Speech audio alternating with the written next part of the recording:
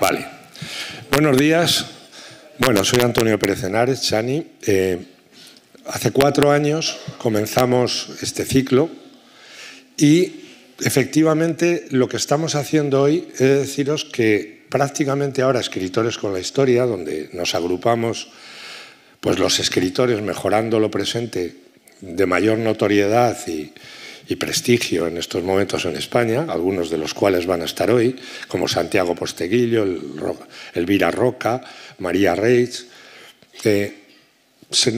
Esto, lo de tener un encuentro con los más jóvenes, he de deciros que para nosotros significó tal elemento positivo que ahora lo estamos haciendo en prácticamente todos los ciclos que Escritores por la Historia hace a lo largo de toda España. Porque difícilmente nos vamos a encontrar, aunque os sorprenda, un público más exigente y más colaborador cuando nosotros lo hacemos bien. Y hacerlo bien sabemos que es lograr captar vuestra atención, hacerlo de una manera que a lo mejor yo, que tengo más años ya que la orilla del río, fijaros, Miguel de la Cuadra Salcedo, al que acompañé, muchos no lo conoceréis, pero en tiempos los chavales de vuestra edad compartieron conmigo, o yo con ellos, mejor dicho, todos los años una extraordinaria expedición que se hacía al otro lado del mar por todas las selvas hispanoamericanas y por todos los lugares más importantes de lo que fue el mundo hispano en América. Ellos luego, ahí había chavales de España y de todos los países que hablan español, y ellos luego venían aquí. Por desgracia, esa ruta no siguió, pero a muchos de nosotros nos caló muy hondo. No os aburro más, veréis. Prestar toda la atención que podáis, porque luego os vamos a hacer nosotros a vosotros preguntas. Y estos libros que hay aquí, podréis tener el primero que acierte la respuesta, uno de ellos. Y Javier tiene otra sorpresa. Yo, como soy del plan antiguo, he traído libros en papel. Javier creo que os ha traído, aparte en papel, pero también un regalo que es más de vuestra época, de esto de Internet. Yo me voy a callar porque él va a abrir estas jornadas con lo que ha hecho, veréis. Él fundó Academia Play. Academia Play tiene hoy 3,5 millones de seguidores en España y por todo el mundo. ¿Por qué ese éxito? Porque ha sabido explicar la historia de una manera que es como hay que explicarla, como hay que hacerla llegar. Que no sea un tostón, con perdón. Y eso a veces hace que nos eche para atrás cuando no hay mayor aventura que conocer las inmensas aventuras de los que fueron nuestros antepasados, esto es, nuestros abuelos. Así que, Javier, tuya es la palabra y la imagen. Muchísimas gracias, Chani, por esta elogiosa presentación. Muchísimas gracias al Ayuntamiento de Linares, a Manolo Reyes por la organización. Y es un placer estar aquí con todos vosotros para contaros un poco, bueno, cómo surgió mi proyecto. Voy a ser muy breve. El proyecto lo fundé en 2015. Este año hacemos 10 años de Academia Play. Y es un canal de YouTube principalmente, aunque también estamos en otras redes sociales, pero en YouTube contamos con más de 3.600.000 suscriptores. Es un canal que ha tenido mucho éxito, a lo mejor algunos de vosotros lo conocéis, no lo sé, o os lo han puesto en clase. Es un canal donde sale una manita dibujando que te va contando la historia. Y nuestra máxima en Academia Play es contar historias que sean interesantes, porque yo creo que no hay malas y buenas historias, sino historias bien contadas o mal contadas. Yo tengo un amigo que se llama Gonzalo Altozano, que esto lo resume muy bien en una frase.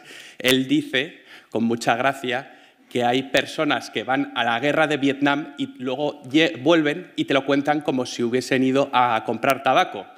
Pero luego hay otras personas que van a comprar tabaco y te lo cuentan como si hubiesen ido a la guerra de Vietnam. Tenemos que aspirar a ser del segundo grupo. Hay que contar las historias para que emocionen, para que te embelesen, para que te fascinen, para que luego quieras volver a casa cuando has visto un vídeo, por ejemplo, de Academia Play y empaparte más, leer, seguir investigando. Eso es lo bonito que tiene la historia. Y nuestro lema en Academia Play es haz que tu experiencia de aprendizaje sea épica, que viene a ser una renovación de una máxima de un poeta latino que decía, que este poeta se llamaba Horacio, que decía prodesse et delectare, es decir, enseñar deleitando. Bueno, entonces os voy primero a proyectar 2 vídeos de Academia Play para que veáis un poco lo que hacemos y luego, bueno, debatiremos sobre estos 2 vídeos. Yo he escrito también un libro que se llama España contra su leyenda negra.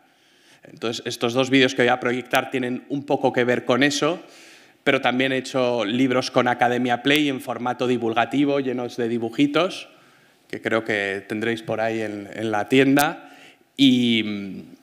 Y bueno, la leyenda negra es un tema que a mí me ha preocupado siempre y desde que abrí el canal allá en 2015, que el primer vídeo que subimos fue el descubrimiento de América, me di cuenta de que la leyenda negra estaba muy presente. Yo conocí el tema de la leyenda negra allá por 1992 con un libro de Miguel Molina Martínez sobre la leyenda negra porque ese año fue el 5º centenario del descubrimiento de América. Además, mi padre participó en la Expo de Sevilla haciendo el borde del lago y bueno, yo tengo un vínculo también.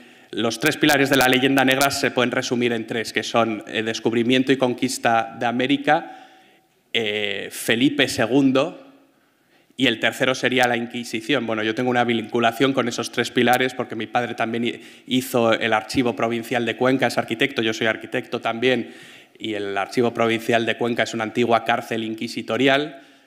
Y el tema de Felipe II también lo tengo muy presente porque mis padres tienen una casa en el Escorial, se conocieron ellos en el Escorial y bueno, Felipe II es una figura ligada al Escorial y al monasterio de San Lorenzo del Escorial, la 8ª maravilla del mundo.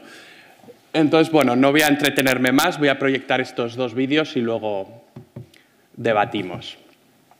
El primero es un vídeo sobre las Navas de Tolosa, una batalla que ocurrió en 1212, y el segundo vídeo es un vídeo sobre la conquista de México ocurrida en 1521.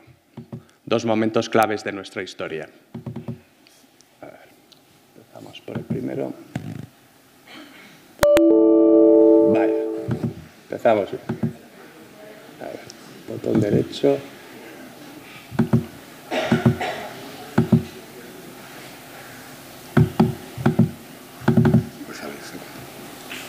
Igual necesito un poco de ayuda, ¿eh?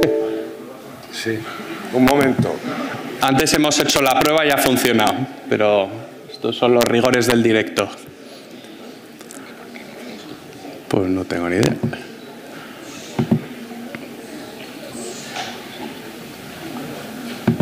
Es que si no me deja dar botón de derecho para elegir el... ¿Qué, el vídeo? Sí, el vídeo. ¿Le das doble clic otra vez? Sale un botón aquí. Igual es porque está anclada la imagen de fondo. No. Como tú le das doble clic, ¿no sale? No, ¿Y antes sí? antes ha salido. Este, ¿no? Sí, es que no me deja darle botón derecho tampoco. Ahora, pon abrir con... Aquí, abrir con... Y lo he abierto con el VLC. Ahora.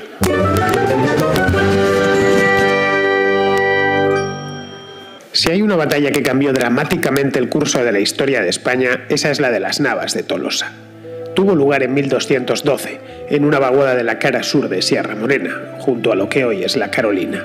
Fue una batalla campal, a vida o muerte, de esas que recrean en Hollywood con repartos estelares.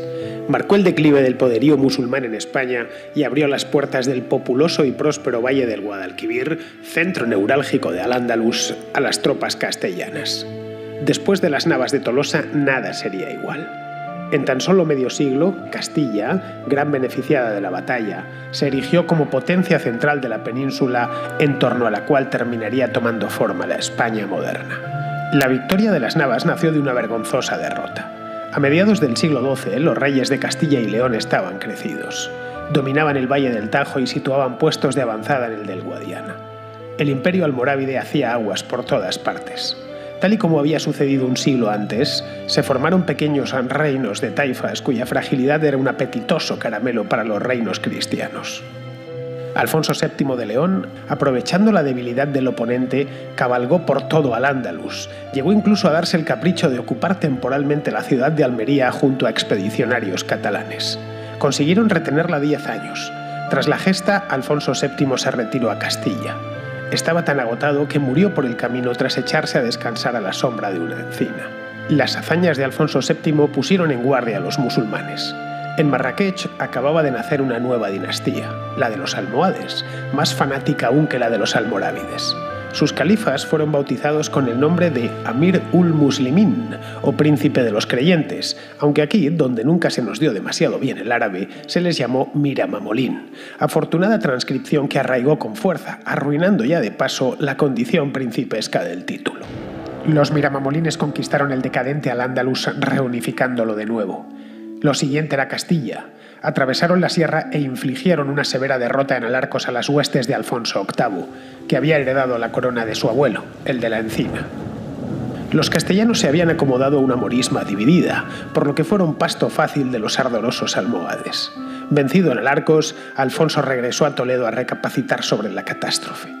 Los pasos de Sierra Morena habían quedado todos en manos del enemigo.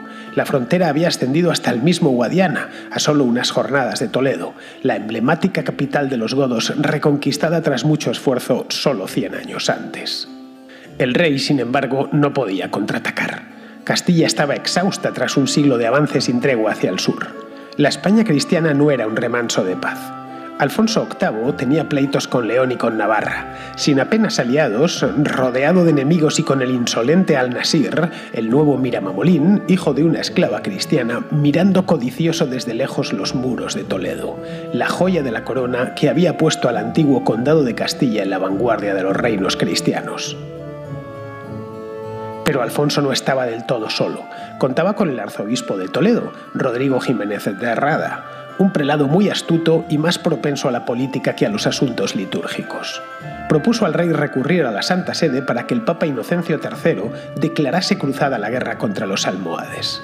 Esto traería cruzados de toda Europa y, sobre todo, le cubriría la retaguardia. Si algún monarca de la cristiandad rompía una tregua con otro que estaba en una cruzada, era excomulgado en el acto. Jiménez de Herrada viajó a Roma, obtuvo la bula de cruzada y pasó un año predicándola por Italia, Francia y Alemania, con el fin de recaudar fondos y reclutar aventureros. En Al-Ándalus, el miramamolín lo vio venir. La corte almohade estaba muy bien informada de lo que pasaba al otro lado, más aún cuando los castellanos habían llevado sus gestiones tan lejos. Reunió un ejército formado por soldados experimentados, tanto andalusíes como africanos. Hizo llegar hasta Marrakech a arqueros turcos y a una numerosa tropa de árabes y bereberes que se reforzarían con andalusíes al otro lado del estrecho. Tan confiado estaba Al-Nasir en el poderío de su ejército que prometió a los suyos conducirles hasta la misma Roma, donde, según cuentan, tenía la intención de abrevar a sus caballos en las aguas del Tíber. Jiménez de Herrada, de vuelta en Castilla, dispuso que los cruzados europeos se concentrasen en Toledo en espera del asalto sobre la sierra. Conducidos por los obispos de Burdeos, Nantes y Narbona, hasta allí fueron llegando gentes de todos los reinos del occidente europeo durante varios meses. Unos, los menos, persiguiendo la santidad en forma de bula plenaria que extendía el Papa. Otros, los más, en busca de aventuras, gloria y fortuna. En España la cruzada había tenido gran impacto.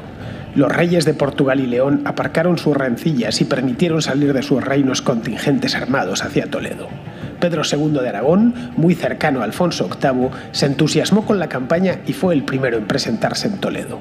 Traía consigo varios miles de soldados reclutados en sus reinos y unos cuantos obispos con los de Tarragona y Barcelona a la cabeza. El 20 de junio de 1212, un imponente ejército cristiano formado por unos 100.000 hombres abandonó Toledo enarbolando vistosos estandartes. A los pocos días de camino, la vanguardia, formada por voluntarios franceses y alemanes, avistó el castillo de Malagón, una avanzadilla que estaba en manos de los moros. Lo asaltaron y degollaron sin piedad a sus defensores para disgusto de Alfonso VIII, que prefería resolver estos asuntos de un modo menos sangriento. Días después toparon con la fortaleza de Calatrava, antiguo enclave templario que los monjes dejaron ante el empuje almohade. Esta vez Alfonso impuso su criterio, parlamentó con los moros que la defendían y los dejó marchar a cambio de que no opusiesen resistencia. Esto indignó a los cruzados de Ultrapuertos. No entendían cómo se había dejado marchar con vida a los sarracenos, por lo que muchos, persuadidos de que eso ni era guerra ni era nada, se marcharon. Unos se perdieron por los boscosos senderos del Pirineo por los que habían llegado. Otros, los más píos, aprovecharon que estaban en España y se dirigieron a Santiago de Compostela. Mientras unos se iban, otros llegaban. Por sorpresa apareció capitaneando una numerosa hueste Sancho VII de Navarra, que terminaría por unir íntimamente su nombre y el de su reino a la batalla. Alfonso y Pedro recibieron con júbilo al navarro y trazaron el plan para cruzar Sierra Morena y enfrentarse con Al-Nasir, que estaba ya al tanto de lo que se le venía encima.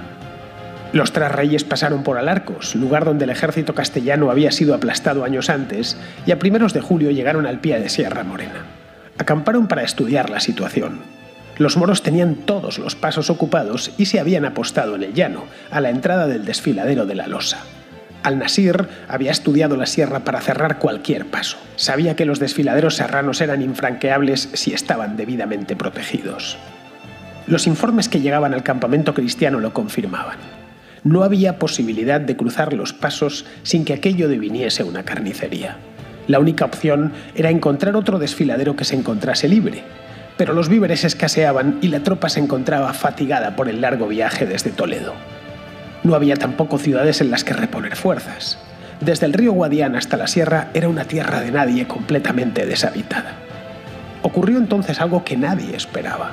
En un lugar despoblado y yermo, se presentó en la tienda del rey un pastor que decía conocer un paso no muy lejano que los árabes habían dejado desatendido. Alfonso envió al señor de Vizcaya, Diego López de Haro, a explorar y, efectivamente, el puerto estaba expedito. Tan proverbial fue el hallazgo del paso secreto que, años más tarde, los cronistas aseguraron que el pastor era, en realidad, San Isidro Labrador, que había bajado del cielo para ayudar a los cruzados. Los tres reyes condujeron sus tropas hasta allí y bajaron al valle sin que les importunasen. Al-Nasir no lo había previsto. Todo su planteamiento estratégico era cerrar los pasos y machacar a los que se aventurasen por los desfiladeros. Pero los cristianos habían burlado el cerco y allí estaban, con los pendones de Castilla, Aragón y Navarra ondeando al viento en el mismo corazón de Al-Ándalus. La batalla dio comienzo con las primeras luces del 16 de julio. Los cristianos se habían organizado en tres cuerpos, cada uno de ellos mandado por un monarca. En el centro, el de Castilla, a su izquierda, el de Aragón y a la derecha, el de Navarra. En la vanguardia, el señor de Vizcaya con los caballeros templarios, los del Hospital y los de Calatrava. El as que Alfonso se guardaba en la manga era un novedoso cuerpo de retaguardia formado por caballería experta que al principio no entraría en combate. Lo haría avanzada la batalla para auxiliar al flanco más débil o para dar el remate al enemigo ya derrotado. Eso Al-Nasir no lo sabía, por lo que siguió la táctica tradicional de los ejércitos árabes. Mucha carne de cañón al principio formada por los infelices que acudían al llamado de la yihad, tropas ligeras que dispersasen las cargas de la infantería cristiana, a las que seguían las tropas profesionales y los arqueros turcos. Como guinda final, si todo lo anterior fallaba, una guarnición de soldados africanos bien armada y entrenada y el llamado palenque, donde se encontraba la tienda del califa, defendido por un grupo de fanáticos, los desposados, que se juramentaban ante el Corán para dejarse la vida en el campo de batalla. Se encadenaban por las rodillas para no retroceder, es decir, para repeler el ataque o morir. Diego López de Haro levantó su espada y a grito pelado ordenó el ataque. Su hijo, que le acompañaba en el brete, le dijo: «Padre, que lo hagáis de modo que no me llamen hijo de traidor». A lo que el audaz vizcaíno repuso: «Os llamarán hijo de puta, pero no hijo de traidor». Lo decía porque su mujer le había abandonado. La carga de López de Haro fue tan formidable que llevó sus tropas hasta donde se encontraban el hueso de la tropa profesional almohade. Allí se detuvo la carga y empezó el combate propiamente dicho. Los reyes, que veían desde un otero cercano la polvareda levantada en la refriega, acordaron que aquel era el momento de intervenir. Alfonso, consciente de que se jugaba todo en ese lance, miró a Jiménez de Rada y le dijo solemne: «Arzobispo, aquí, vos y yo moriremos». El religioso, mucho más optimista, le replicó: «No, mi señor, aquí vos y yo venceremos». Se produjo entonces la célebre carga de los tres reyes. Su objetivo no era auxiliar a López de Haro, sino el palenque, que se encontraba algo desprotegido. Sancho VII fue el primero en llegar a la línea de los desposados. 200 caballeros navarros arremetieron contra el real almohade, acuchillaron a sus defensores y rompieron las cadenas que los unían. Esas cadenas pasarían al escudo de Navarra y ahí siguen, ondeando en la bandera navarra y en el escudo de la española. El ejército almohade se vino abajo con estrépito. Al-Nasir huyó precipitadamente para salvar el pellejo. Los reyes ordenaron perseguir a los moros, que desertaban en todas direcciones, para evitar que se reagrupasen y organizaran días después un contraataque a traición. El pendón del califa fue recogido de la tienda de Al-Nasir y enviado al monasterio de las Huelgas, en Burgos, donde las monjas cistercienses hoy lo custodian. Ya de noche, los obispos congregados, que eran unos cuantos, entonaron un sentido Te Deum, aprovechando que el ejército almohade había sido aniquilado. Solo quedaba saber administrar la victoria. ¿Volvían por donde habían venido o proseguían el avance? Alfonso de Castilla, Sancho de Navarra y Pedro de Aragón decidieron quedarse en la zona para consolidar la posición. Tomaron Úbeda por asedio y los castillos de Vilches, Ferral, Baños de la Encina y Tolosa. Baeza también cayó, pero sin esfuerzo. Sus habitantes abandonaron la ciudad al enterarse de la derrota de Al-Nasir. Alfonso dio así cumplida venganza a la derrota de Alarcos y ya de paso se reconcilió con navarros y leoneses. El regreso a Toledo del gran vencedor de las Navas fue glorioso. La gesta pasó a engrosar el repertorio de los juglares y fue celebrada en toda Europa. Al-Nasir, humillado y vencido, volvió a Marrakech, donde moriría años después, resentido aún por los palos que le habían dado en Sierra Morena. Era solo el principio. La puerta del Valle del Guadalquivir estaba abierta de par en par por primera vez en 5 siglos. Los cristianos no dejaron pasar la ocasión.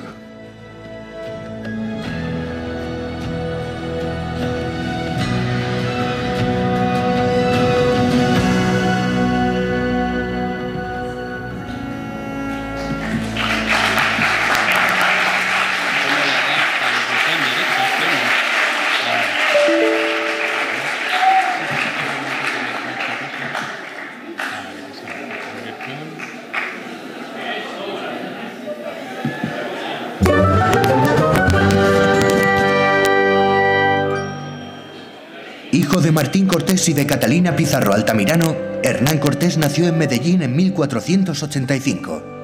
Durante su juventud estudió durante 2 años en Salamanca, ciudad en la que obtuvo una formación en leyes que le fue muy útil durante toda su vida.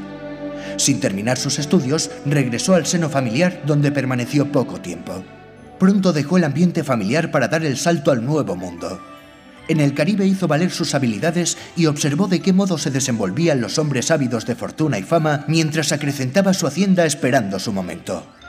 Hombre de prestigio, Cortés llamó la atención de Diego Velázquez, gobernador de Cuba, que le confió una expedición con la que trataba de reponerse de los reveses sufridos por Francisco Hernández de Córdoba y Juan de Grijalva.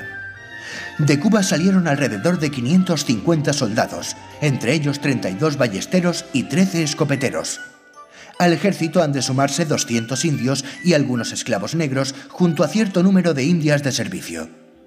A bordo de los navíos viajaron 10 cañones de bronce, 4 falconetes y 16 caballos. En aquel contingente se había incorporado un importante número de participantes en las 2 expediciones, hombres descontentos que en las playas de Veracruz dieron a Cortés el respaldo para fundar un cabildo y enviar desde allí documentos y joyas al rey Carlos I. La ruptura con Cuba se había consumado para dar comienzo a la incursión en el imperio dominado por Moctezuma, cuyos emisarios tomaron contacto con los barbudos de inmediato. En el litoral se produjo la primera batalla, la de Centla, en la que algunos creyeron ver al apóstol Santiago combatiendo del lado cristiano. También allí Cortés mandó barrenar y desmantelar la mayor parte de su flota para impedir que la facción que quería regresar a Cuba pudiera hacerlo. Con el paso del tiempo, a aquella trascendental decisión se le añadieron las llamas que completan la imagen mítica de Cortés quemando sus naves. Desde la costa, los españoles penetraron y comenzaron a establecer alianzas con los pueblos tributarios de Tenochtitlán. La primera de ellas se hizo con Zempoala. Sin embargo, la decisiva fue la que sellaron con los mayores enemigos de los mexicas, los tlaxcaltecas, principales aliados de los españoles durante la conquista. Mientras todo esto ocurría, Moctezuma alternaba ofrendas con las que trataba de disuadir a aquellos hombres de entrar en su ciudad con estrategias bélicas. En la ciudad sagrada de Cholula, el emperador había previsto acabar con los españoles. Cortés, viendo las señales de una posible emboscada, se adelantó e hizo un baño de sangre entre la nobleza cholulteca. La conmoción de aquella matanza allanó el camino de los castellanos, que cruzaron entre volcanes y se dirigieron a la capital del imperio, donde fueron recibidos fastuosamente. La ciudad lacustre de Tenochtitlán les impresionó hondamente. Era tan bella como peligrosa, pues la isla, dentro de un lago comunicado por calzadas interrumpidas por puentes levadizos, permitía dejar aislados a sus visitantes. Temerosos de ello, los españoles secuestraron a Moctezuma, que ya había atacado a los blancos en su retaguardia. Durante meses, Cortés y Moctezuma convivieron dentro del palacio de Axayácatl. Sin embargo, aquella calma quedó rota con la llegada a la costa de los hombres de Velázquez, encabezados por Pánfilo de Narváez. Aquellos españoles pronto establecieron pactos con Moctezuma, que seguía conservando mucho de su poder. Era preciso neutralizar a aquellos españoles que amenazaban lo logrado hasta ese momento, por lo que Cortés abandonó la ciudad dejando en ella a Pedro de Alvarado. La victoria cayó con facilidad del lado extremeño, que usó de toda su astucia para desactivar a Narváez. Con muchos de los soldados de este incorporados a su tropa, Cortés no tuvo tiempo para paladear su victoria, pues en la capital, Alvarado, temiendo un ataque, había masacrado a la nobleza mexica. A partir de entonces, la calma abandonó a los españoles, que se vieron asediados en su palacio. De nada sirvió hacer salir a Moctezuma a la azotea para amansar a sus súbditos. El emperador, que había perdido su poder, fue abatido de una pedrada. Muerto Moctezuma, Cortés dispuso la huida de la ciudad, que se produjo durante la que pasó a la historia como la Noche Triste. En ella, gran parte del ejército español y de los aliados tlaxcaltecas murieron en los pasos de la calzada de Tacuba a manos de los mexicas. Golpeados por aquel revés, los españoles fueron capaces de vencer en la batalla de Otumba y de regresar a Tlaxcala, donde fueron atendidos. Un factor añadido, una epidemia para la que los naturales no tenían defensas, comenzó a propagarse. En Tlaxcala, Cortés diseñó un contragolpe anfibio. Allí dio orden de confeccionar unos bergantines que debían navegar por la laguna en apoyo de la infantería y la caballería. Así se hizo. Bajo las órdenes de Martín López, se cortó la madera y se elaboraron las piezas que, a hombros de los indios, se llevaron a la orilla del lago Texcoco, donde se armaron los bergantines.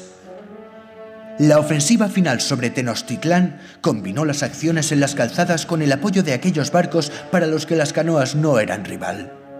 Poco a poco el ejército español, aumentado por un creciente número de aliados, fue encerrando a los bravos mexicas, que fueron capaces de hacer mucho daño antes de su rendición, causada en gran medida por el desabastecimiento y las enfermedades.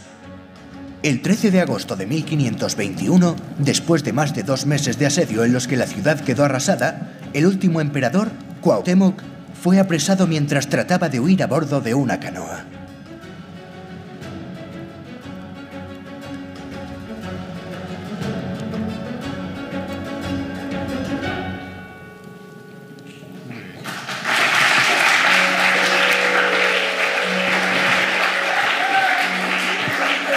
¿Quieres ser miembro del canal? Al lado del botón de suscripción hay un botón que pone unirse. Haciéndote miembro del canal obtendrás insignias y emojis personalizados. También garantizarás la viabilidad económica del canal. Haremos directos privados exclusivos. Verás los vídeos antes que nadie y podrás elegir qué vídeos quieres que hagamos. Es una aportación mensual que puedes pagar vía PayPal o con tarjeta de crédito. Para finalizar, le da...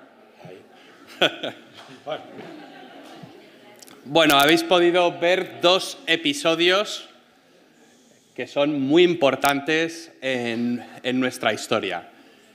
Estos 2 episodios se utilizan políticamente e ideológicamente, pero es que esto ocurre siempre con la historia. La historia es un arma arrojadiza que los políticos usan constantemente para tirársela encima los unos a los otros. Y hay episodios que se intentan denigrar, que se intentan exagerar, que se intentan deformar, porque la historia, todas las historias nacionales, a todas las historias nacionales les ocurre, la historia tiene episodios negros, tiene episodios oscuros, hay matanzas, habéis podido ahí, por ejemplo, ver la matanza de Cholula, hay crímenes, hay violaciones, hay corrupción. Podemos encontrar, si hacemos un cherry picking, que es intentar escoger lo que nos interesa, podemos encontrar los episodios más abyectos en todas las fases de nuestra historia. Lo podemos encontrar en la Edad Media, lo podemos encontrar en la Edad Moderna, en la Edad Contemporánea. Pero cuando la historia negra se deforma con afán político e ideológico, acaban surgiendo las leyendas. Y eso es la leyenda negra. Entonces, por el contrario, también se puede hacer de la otra manera, que es escoger los episodios más bonitos, tapar los episodios oscuros, incluso deformarlos y convertirlo todo en gestas heroicas, en patrioterismo. Bueno, eso sería la contraparte de la leyenda negra, que es la leyenda rosa. Pues un buen historiador o un buen divulgador histórico no tiene que hacer ninguna de las dos cosas, no tiene que basarse en leyendas, tiene que contar la historia con toda su crudeza, con lo bueno y con lo malo, porque la historia está compuesta siempre de grises. La historia no son blancos y negros. La historia tiene avances, tiene retrocesos, tiene aportaciones positivas, aportaciones negativas, y entonces hay que contarlo todo en su conjunto. Y a mí es lo que me interesa y es lo que tratamos de hacer en Academia Play. Y en este libro sobre la leyenda negra también he contado todo esto de lo que estoy hablando ahora mismo. Y estos dos episodios que acabo de poner se prestan a ello. Especialmente el de la conquista de México. El de la conquista de México, vemos que hay continuamente ataques de ciertos sectores muy ideologizados porque dicen que esta conquista fue un genocidio, fue una conquista sanguinaria, los pueblos prehispánicos que habitaban América se les arrebató sus costumbres, se les arrebataron sus lenguas. Esto es mentira. Se cometió un genocidio. Habréis oído hablar de la palabra genocidio. Bueno, no hubo ningún genocidio en América. Un genocidio es un exterminio sistemático y deliberado por razones políticas, por razones ideológicas, por razones raciales. Nada de eso ocurrió en la conquista de México ni en la conquista de América. Sí hubo matanzas, sí hubo crímenes, por supuesto, y también hubo un descenso poblacional enorme de las poblaciones prehispánicas, principalmente también por la viruela que hemos visto ahí en el vídeo. La viruela hizo estragos en América. Pero lo que quiero decir es que este episodio se está utilizando y se está deformando. Se está haciendo leyenda negra con la conquista de México. Y luego lo que se intenta hacer en México, sobre todo, es ahora intentar renegar de su pasado hispánico, que fueron 300 años, que es el pasado prehispánico empieza con la conquista de México en 1521 y termina con las independencias en el siglo XIX. Pues esos 300 años de historia en México se están intentando borrar. Y eso es muy peligroso, porque lo que intentan hacer en México es asociarse. Ellos se creen descendientes del pasado prehispánico, pero ni siquiera del pasado. Hemos visto que Cortés tejió un montón de alianzas con un montón de pueblos. Pues lo que intenta Claudia Sheinbaum, que es la presidenta de México, es asociarse con el pasado mexica. El pasado mexica es el de la ciudad del lago que habéis visto ahí, la ciudad lacustre de Tenochtitlán. Pero es que en Mesoamérica había muchísimos más pueblos, no solo los mexicas. Y los mexicas tenían sometidos tributariamente a buena parte de todo el Valle de México y de toda Mesoamérica. Y con los tlaxcaltecas hacía la guerra. Entonces eran pueblos que estaban oprimidos por los mexicas. Pueblos que estaban oprimidos por los mexicas tenían la mala costumbre también, una costumbre que no gustó a los españoles y que desde hoy la vemos como una costumbre horrorosa. Hacían sacrificios humanos, se comían la carne de sus vecinos, es decir, eran caníbales. Pero lo que hizo Cortés no fue aniquilar, porque ya habéis visto que los que llegaron eran muy pocos. Cuando se conquistó Tenochtitlán eran apenas 400 españoles. Lo que hizo Cortés muy sabiamente y muy inteligentemente es tejer alianzas con todos los pueblos tributarios de Tenochtitlán. Tejer alianzas con los tlaxcaltecas, con los zempoaltecas, con los cholultecas, con los chalcas, con los huejotzingas, con los purépechas, con un montón de pueblos que caminaron con Cortés en un número de 100.000 para derrotar a los mexicas de Tenochtitlán, a los mexicas del Tlatoani Moctezuma. Eso es lo que ocurrió. Entonces, cuando se intenta buscar o intentan asociarse los mexicanos de hoy en día con el pasado prehispánico, es un poco absurdo que se intenten asociar solo con los mexicas, porque había muchos más pueblos. Pero es que México hoy es un producto hispano principalmente. El 99% de su identidad es hispana. Es verdad que hubo un mestizaje cultural, se absorbieron algunas costumbres de los pueblos prehispánicos y se mestizaron y se hibridaron también. Hoy el pueblo mexicano es un pueblo mestizo. Sus antepasados son tanto los tlaxcaltecas, que marcharon con Cortés, como los españoles, que marcharon también con Cortés. Es un pueblo mestizo, pero culturalmente es principalmente hispánico. Es un poco absurdo que ahora se intenten buscar raíces prehispánicas para todo. Cuando vemos, por ejemplo, ahora que ha sido hace poco Halloween, el Día de Muertos, el 1 y el 2 de noviembre en México, se intenta decir, bueno, es que es una fiesta puramente prehispánica. Pues no, realmente es una fiesta hispánica, pero en México intentan todo el rato enlazarse con ese pasado que lo ven como un paraíso perdido, porque además los pueblos que habitaban en el Valle de México no eran pueblos idílicos, y se intenta hacer como una especie de Arcadia feliz, paraíso perdido, con esos pueblos, intentarse asociarse con ellos. Bueno, lo mismo podemos ver también ahora con la Edad Media. Es verdad que el kilómetro sentimental con la Edad Media es mucho mayor.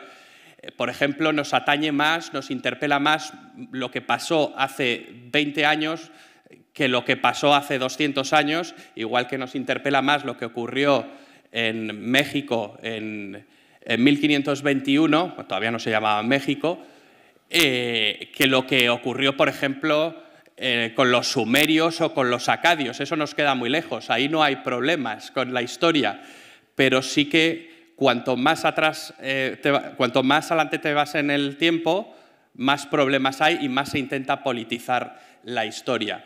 Bueno, pues podríamos pensar que con la batalla de las Navas de Tolosa no se politiza, pero también se politiza. También se politiza y ahora intentan algunos sectores decir que esto fue una batalla que no fue decisiva, fue una batalla totalmente decisiva. Se abrieron las puertas del Valle del Guadalquivir y eso permitió que se acabase con el tiempo culminando la Reconquista. La Reconquista, acabo de decir Reconquista, bueno, pues ahora también se intenta prohibir esa palabra, la palabra Reconquista. La palabra Reconquista, que todos entendemos, es una palabra útil. Dicen que es que no se puede hablar de Reconquista porque intentan ponerle peros, porque es una palabra que no se usaba en la Edad Media. Ya, pero es que en la Edad Media tampoco se usaba la palabra Edad Media. La gente de la Edad Media no estaba aquí pensando, oye, a ver si acaba la Edad Media y llegamos a la Edad Moderna. Bueno, eso son categorizaciones que se hacen a posteriori.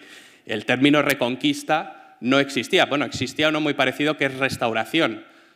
Restauración, porque los reyes hispanos, de esos 5 reinos que hemos visto ahí, lo que intentaban era restaurar el orden godo.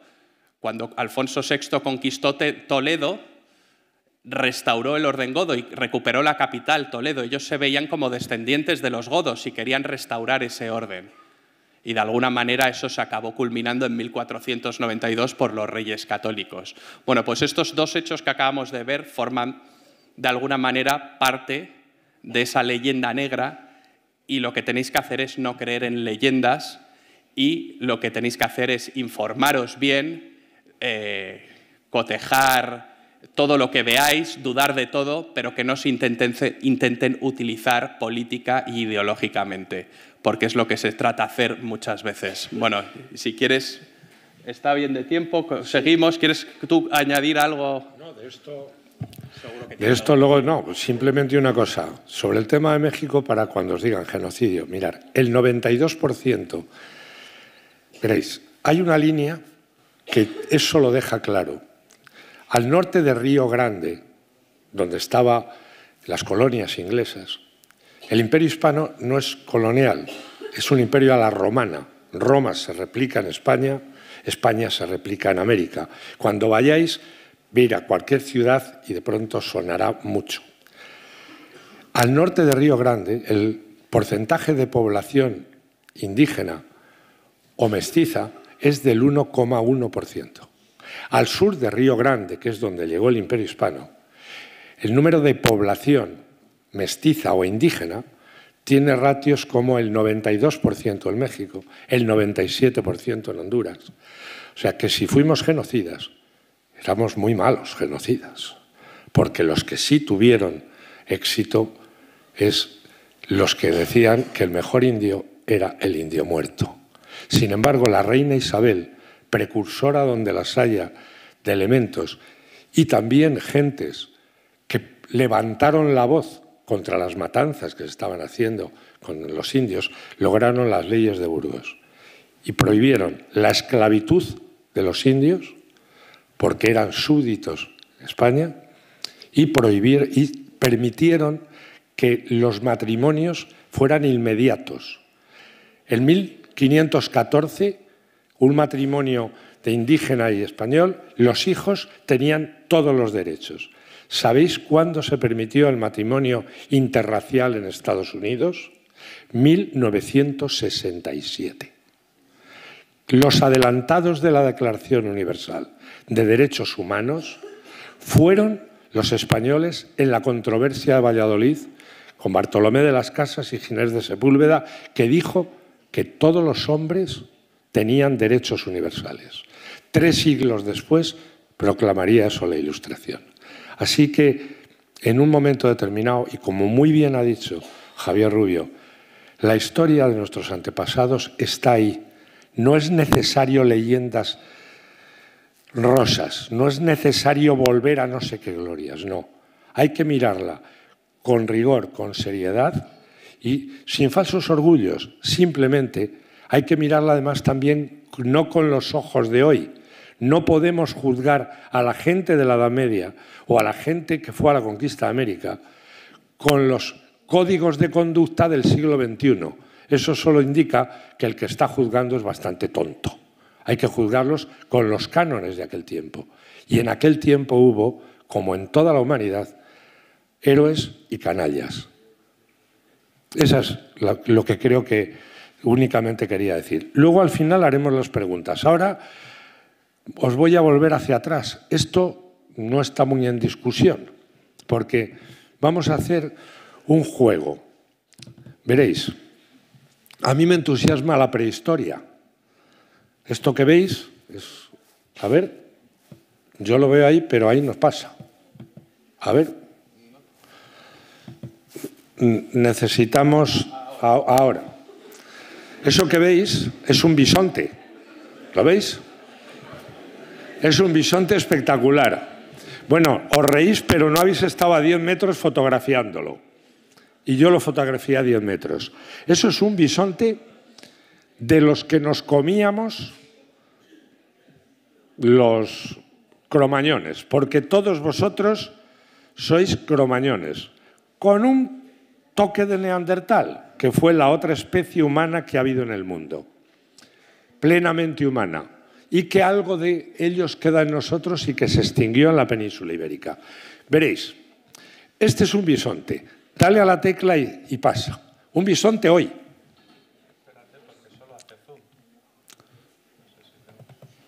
Ahí. Esos son bisontes. Esos bisontes están en una cueva española, en una cueva que se llama Altamira. Fijaros qué maestría la de ese pintor. Ese pintor lo hizo hace 17.000 años. En realidad no es mucho. Tener por cuenta que los dinosaurios dominaron la Tierra 150 millones de años. Los humanos, los cromañones, llevamos aquí nada, unos 200.000. Y el primer sapiens, que nos llamamos a nosotros mismos, que pueda llevar pues 100.000 y aquí en Europa 40.000. La historia es que es muy poco. Mirad, otros bisontes. Sigue pasándolo. Y más. Estos son los que nos comíamos. ¿Por qué? Por éramos unos cazadores extraordinarios. Esa bisontita la tengo prohijada, se llama África. Porque viven. Podéis ver bisontes, ¿sabéis dónde? Al lado de Atapuerca. España es ahora la gran potencia del mundo en paleoantropología por los descubrimientos de Atapuerca. Y al lado se ha hecho una especie de recreación de esa prehistoria con bisontes. Y con... ahí, ¿qué es eso? Leones. Leones europeos, leones cavernarios. Y digo leones, aunque os puede parecer a todos que son leonas. Fijaros qué maravilloso ejercicio, qué pintor, qué nivel. ¿Y quién se atreve a decir que quien pintó eso y dibujó eso no era plenamente humano? ¿Quién se atreve a decir que ese artista era un ser medio bestial, como a veces queremos ver a nuestros antepasados? Ni hablar. Eran como nosotros hace un parpadeo, con los mismos sueños, con los mismos sentimientos y con la misma espiritualidad. Ese es un león cavernario. Exactamente, para que os hagáis una idea, ¿habéis visto lo que es un león africano? Es un bicho espectacular, ¿no? Pues este era todavía más grande. Ese era como un burro más o menos pequeñito, que pesaba unos 450 kilos y que si llegaba donde estabas tú hacía así y te arrancaba la cabeza. Pues cuando una tropilla de cromañones pasaba por el territorio del león, quien se retiraba era el león, porque nosotros matábamos de lejos y porque nuestras armas sabían ellos que les acabarían matando. Ese león cavernario ha estado mucho tiempo. Y esta es la primera figurilla de hombre, porque luego veréis por qué.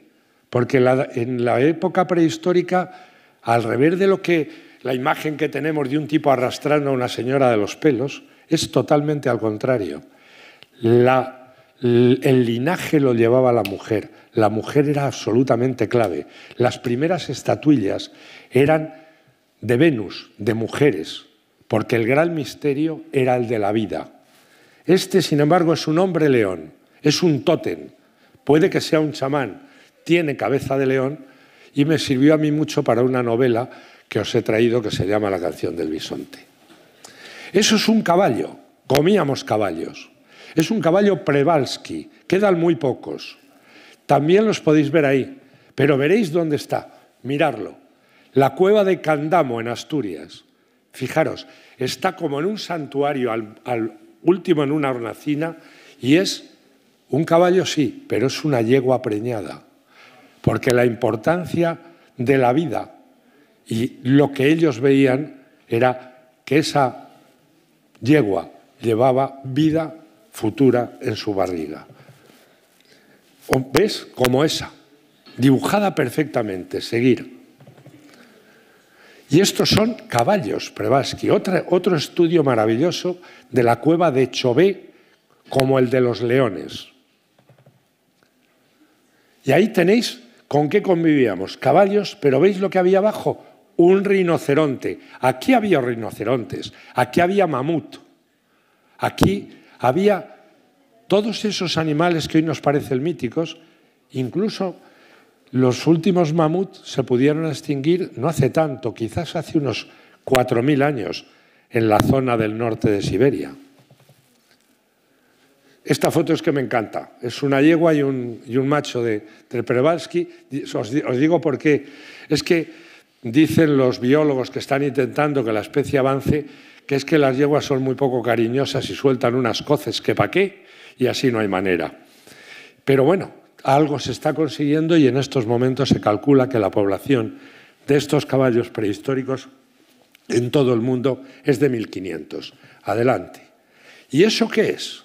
Estos son los antepasados de los toros. Estos son los uros, que los nazis se habían extinguido, intentaron volviendo atrás, aquellos científicos nazis terribles, hicieron una cosa con toros españoles que fue volver atrás hasta que sacaron esto que es lo más parecido a un uro, para que los cazaran los arios, porque ellos se consideraban la raza superior.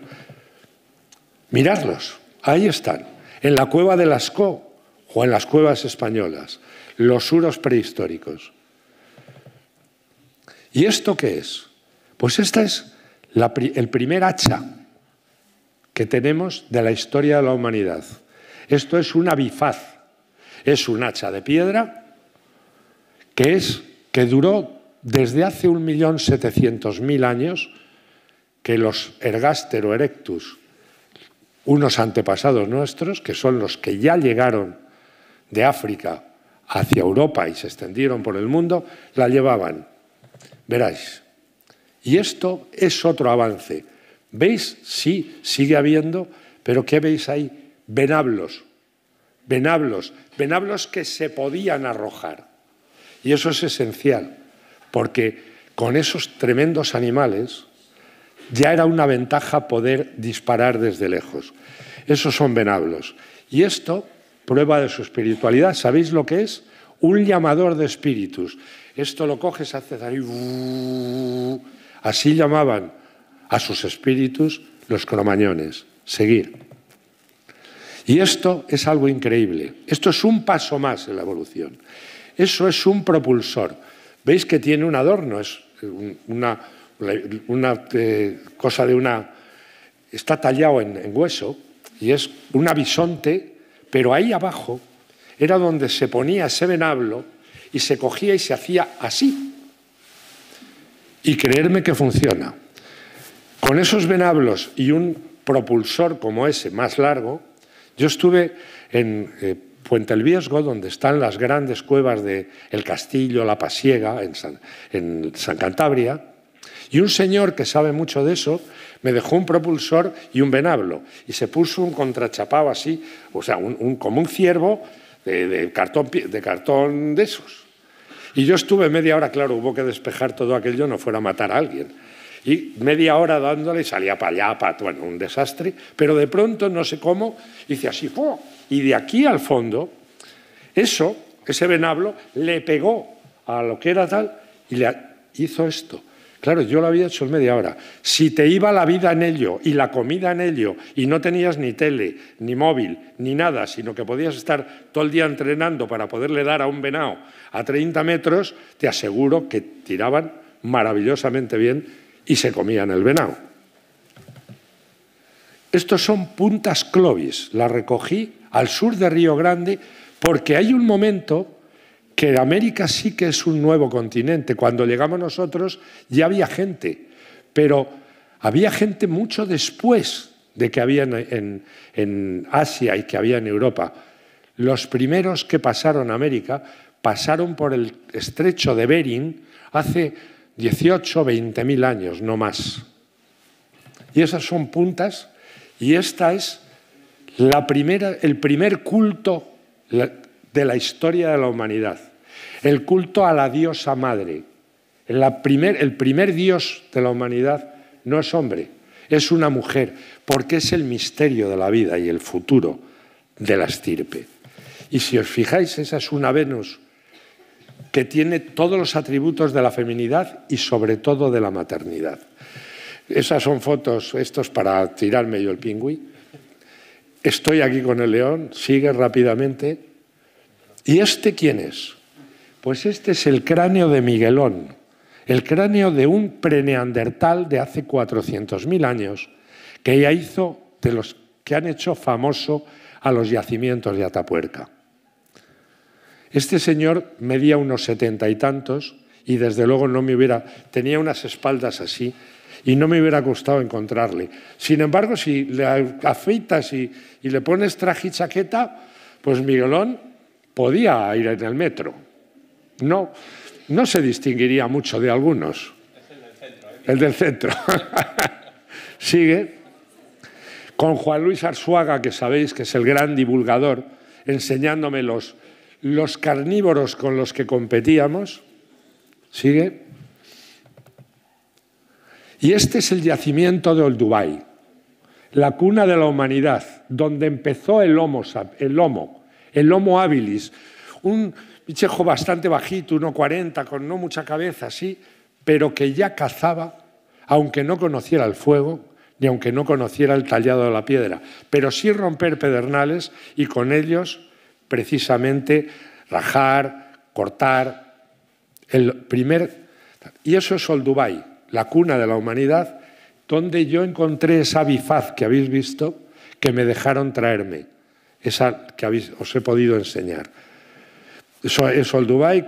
Hoy quien dirige Olduvai son paleantropólogos españoles, Enrique Baquedano y Domínguez Rodrigo, que es el grandísimo especialista que ha demostrado que ese Homo habilis era mucho más cazador que carroñero. ¿Por qué? Porque viendo los sitios donde comían esos homínidos, cogiendo sus huesos fósiles, él ha documentado que antes, que si ese hueso tiene la marca de los dientes de un carnívoro, un felino, o un cánido, o un hiénido, es que lo hemos carroñeado después nosotros. Pero si lo que tiene es la huella de la piedra de pedernal del homínido, es que éramos antes cazadores. Y eso es importantísimo porque el aporte de proteínas nos hizo poder evolucionar, tener más cerebro y finalmente convertirnos, no sé si para bien o para mal, en lo que somos ahora. Olduvai es un sitio que ha sido una experiencia para mí increíble poder estar allí excavando, ahí lo tenéis. Y esa es la canción del bisonte, que es uno de los libros que os voy a dar. Y hasta aquí ha llegado la chapa, ni un minuto más. Ahora haremos las preguntas y vosotros levantáis la mano y el primero que veamos, dar la luz por favor ya. Sí. Yo los voy seleccionando, si te parece. Vale. Voy a hacer yo primero mis preguntas, que van a ser para estos 5 libros, que son prehistóricos, y empezaré por la primera. Yo selecciono y doy los libros. Venga. Sí, pero luego hay que dedicarlos. La primera pregunta es ¿cómo se llamaba ese caballo que habéis visto y que tiene un nombre un poco raro? No, a ver.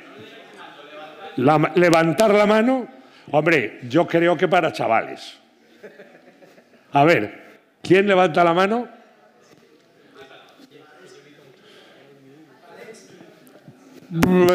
Anda, a ver, Przewalski, allí, eso para esa chica. Bien.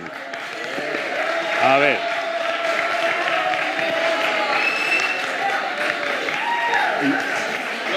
Luego te lo firmo.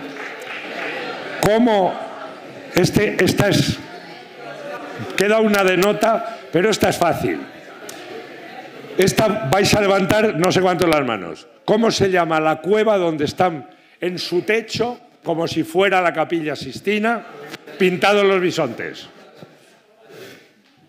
Vale, esta era fácil.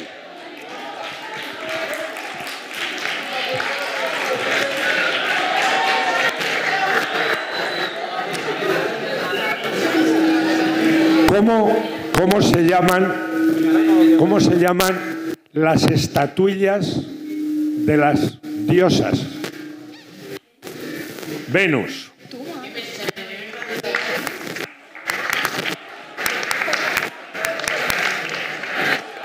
Y este libro, que por cierto, todos estos libros ahora, algo extrañísimo para mí, están traducidos al francés y se han convertido en bestsellers. Deben de pensar que yo soy francés, porque los franceses creen que la prehistoria es suya. Y cuando Altamira se enfadaron muchísimo y decían que la cueva era falsa. Ellos tienen unas cuevas maravillosas. Yo he mencionado el nombre donde están dibujados, pintados, los leones cavernarios. ¿Cuál es el nombre de la cueva francesa donde están los leones cavernarios? ¿Hay alguien que se atreva? No. ¿No? ¿Lo sabes? No, lo digo tampoco. No lo sabe nadie.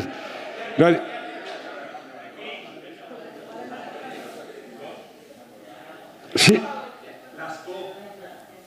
No. Esa es en la que están los Uros. Chauvet. Bueno, vamos a hacer otra, no tan fácil, pero...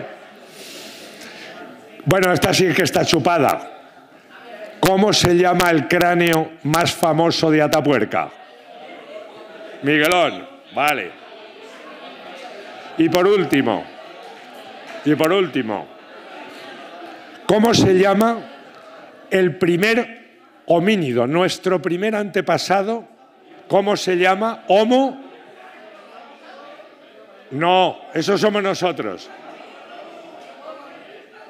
Ah, dilo más alto. Habilis. Los 5, vale.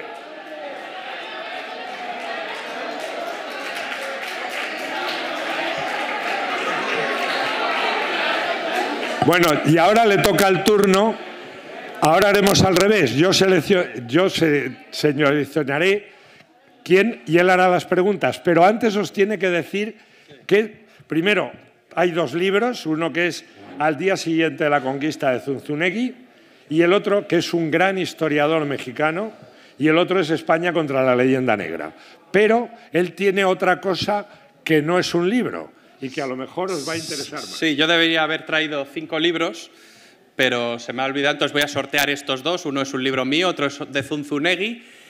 Y voy a sortear también, había pensado en mandar los libros, pero es muy complicado, pero tenemos en Academia Play una aplicación para estudiar la selectividad que te vienen 47 temas, son 47 vídeos, 47 podcasts y apuntes. Es una aplicación que cuesta 10 € al mes. Pues yo doy una suscripción gratuita de por vida a 3 personas para que haya 5 premios también. Y entonces pues vamos a empezar a ver con las preguntas, a ver qué se me ocurre. Primera pregunta, ¿en qué año fue la batalla de las Navas de Tolosa?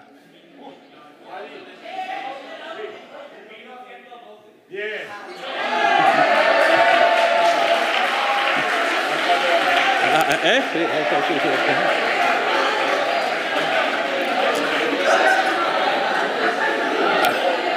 A ver.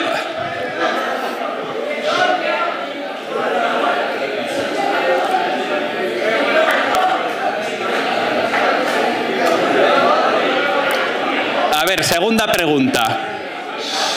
Vamos a ir subiendo un poco el nivel.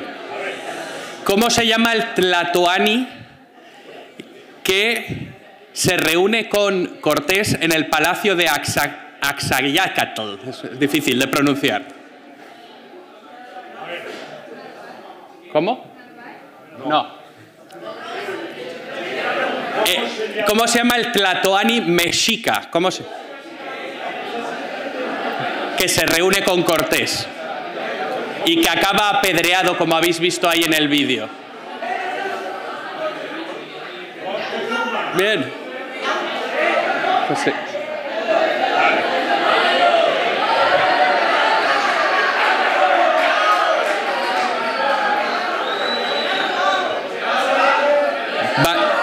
Vale, y ahora los 3 siguientes premios tenéis... Silencio, por favor. Los 3 siguientes premios, cuando vengáis aquí, si tenéis un papelito y un boli, no sé si nos puede facilitar alguien un papelito y un boli, me apuntáis vuestro mail con buena letra y yo os mando la aplicación. ¿Vale? Os mando un enlace para que la tengáis. Entonces, siguiente pregunta.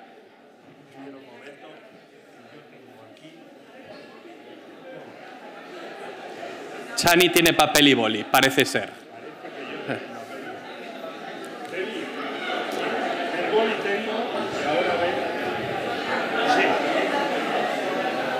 Yo os voy apuntando vuestro email y se lo daré.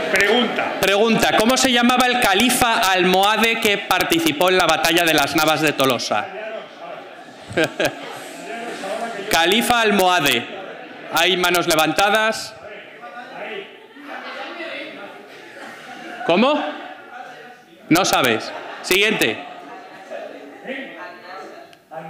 Sí, muy bien.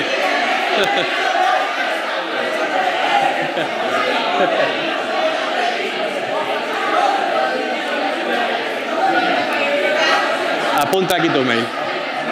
Apúntalo tú. Siguiente pregunta.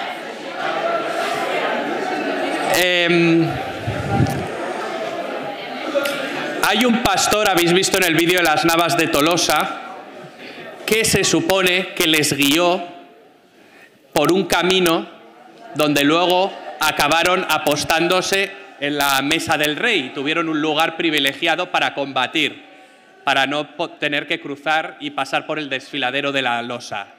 Ese pastor con el tiempo se asoció con un santo muy importante de la ciudad de Madrid.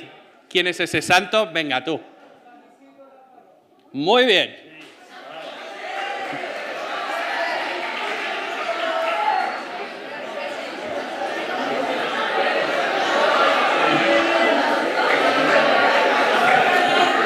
Siguiente pregunta. La última ya. Esta es la última. Esta es la última oportunidad. La última. ¿Cómo se llamaba el lago donde estaba la ciudad de Tenochtitlan?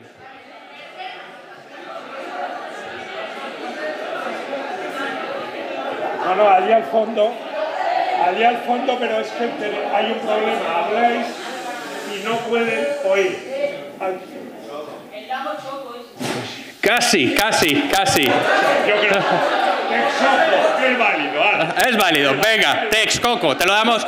Aceptamos pulpo como animal de compañía. Es Texcoco, pero has dicho choco. Bueno, has acertado 3 letras. Válido, ven aquí.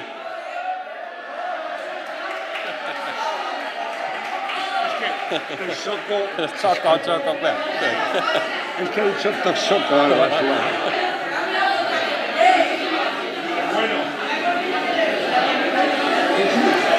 Sube aquí y apunta tu mail.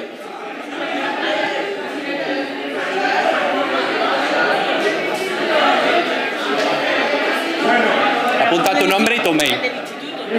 Cualquier persona. Oh, sí, tienes uno personal fenomenal. Cualquiera que leas.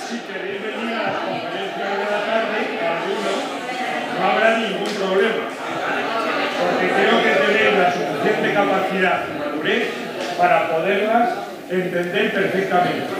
Si no, el manta será el que os lo cuente, porque si no lo entendéis vosotros, es mejor que no se dirija a ningún público.